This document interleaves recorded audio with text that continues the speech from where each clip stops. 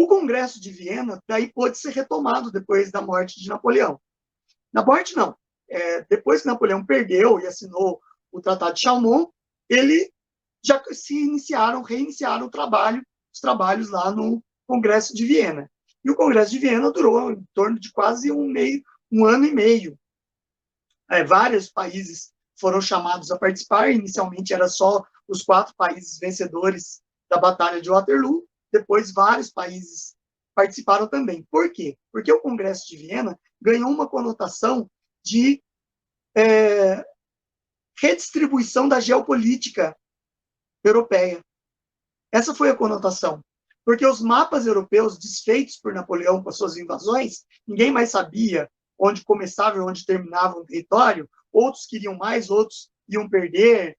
Então, os países se interessaram demais e todos os países europeus, a maior parte, fizeram parte do tratado do Congresso de Viena, em que o príncipe austríaco Metternich foi o grande mediador. O trabalho dele de mediação foi exemplar, e no direito, na história diplomática do direito diplomático, o Metternich é uma das figuras históricas, porque ele soube mediar muito bem essa transformação da Europa, certo? O Brasil ainda não era independente, em 1815, então o reino português, o reino Portugal, Brasil e Algarves foi representado por um diplomata. E o Portugal acabou perdendo o território da Guiana, que o Dom João tinha tomado da França, aqui no Cone Sul, né, na América do Sul. Ele foi obrigado a devolver a Guiana aos franceses, certo? Na época de Napoleão, Napoleão tinha vendido a Louisiana ao governo das 13 colônias americanas.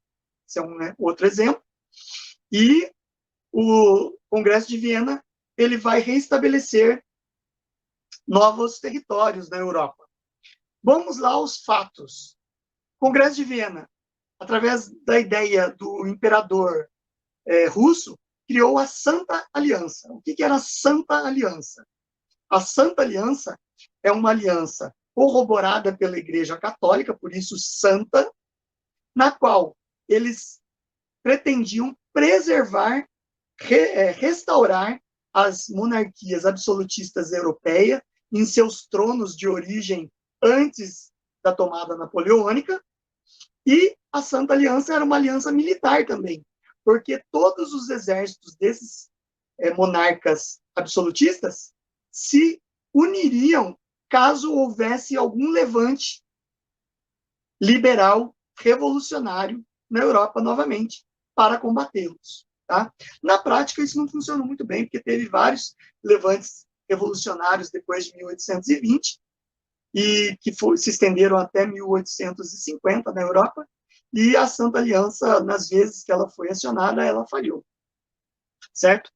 Então, das determinações do Congresso de Viena foi também a Santa Aliança. Como eu falei, refazer o mapa europeu e restaurar as monarquias europeias. Qual foi o legado de Napoleão para o mundo? Napoleão bagunçou toda a geopolítica e o poder da Europa no início do século XIX. Tá? O Napoleão, ele, com as suas invasões, com o seu poderio, ele, através do Congresso de Viena, foram extinguidos mais de 300 microestados que existiam na Europa. Foram incorporados por outros países, que eram reinos. Né? As invasões napoleônicas geraram nas colônias dos países europeus, principalmente nas colônias espanholas da América, levantes revolucionários que levaram à independência da América Espanhola. O próprio Brasil teve levante revolucionário inspirado em Napoleão, Revolução Pernambucana de 1817, houve também essa inspiração. Então, a gente tem aí uma série de mudanças e de lutas geradas a partir do domínio napoleônico, ok? Napoleão Bonaparte, ele vai também ser um ícone pop nos anos do século XX, né?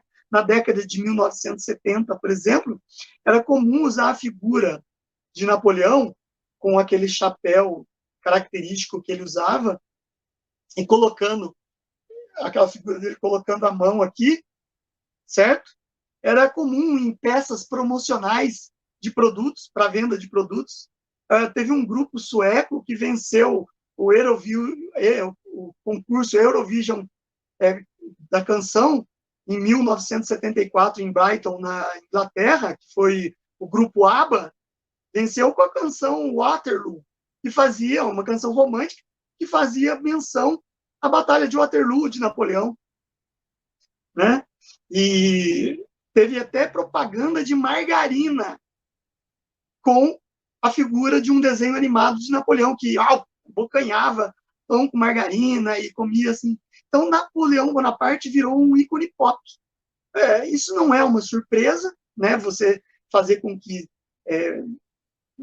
símbolos ou pessoas emblemáticas na história se transformem em ícones pop, né? Sejam cooptados pela cultura pop de massa. Até o assassino argentino, cubano, o Che Guevara, foi ícone pop durante muito tempo, ainda é ícone pop. Tem muita gente aí que usa a camiseta dele como se ele fosse um cara do bem. A gente sabe que não é um assassino, um executor aí de pessoas que eram contra o regime comunista. Tá? Então, fica aí a aula sobre Napoleão Bonaparte. Eu espero que vocês tenham gostado. Tem um canal, é o professor João Carlos.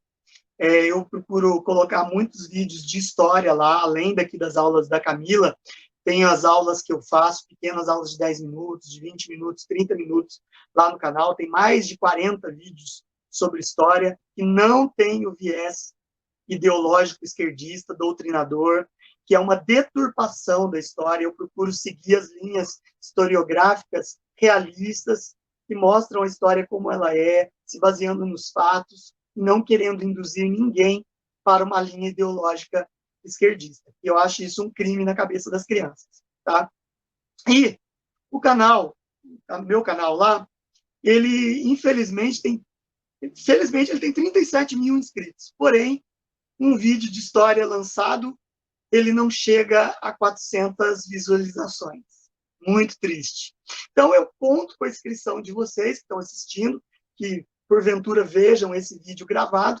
Se inscrevam lá no meu canal para dar uma força, assistam o vídeo, compartilhem os vídeos com seus grupos de WhatsApp, suas redes sociais, Twitter, Instagram e Facebook, para dar uma força, porque assim você não vai estar só me ajudando, você vai também estar levando conhecimento e vai estar ajudando aí a juventude que está estudando para vestibular ter uma visão mais clara da história, sem aquele viés ideológico, né?